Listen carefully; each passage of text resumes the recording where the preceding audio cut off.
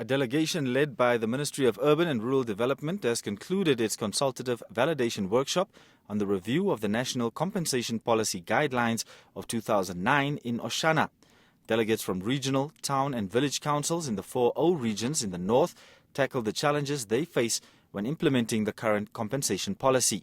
They feel the current compensation policy is outdated as prices of all commodities have gone up over the years. The policy has not been reviewed for over 12 years, although it is supposed to be reviewed after every 5 years. The excavation for properties now is went up, especially now even everything is went up, and now to compensate, to undercompensate the residents, and then you expect them to come up with a new houses, either at the village because they have to relocate, or to set up a proper houses that have to be in the standard of the town. It will be difficult. That's why I think this revision of this, what we are having now, is very, very important for our people to be able to be met by the government halfway in order to come up with in order to be able to pave the way for the development.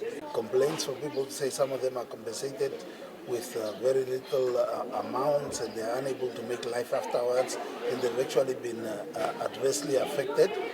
What is important is to keep people to make people either better off or to maintain their livelihoods as they were before development came. Just the effect that this person is being compensated. Officials from the Ministry of Urban and Rural Development expressed satisfaction with the level of participation and with input and suggestions brought forward. They recognized the need to review the current policy.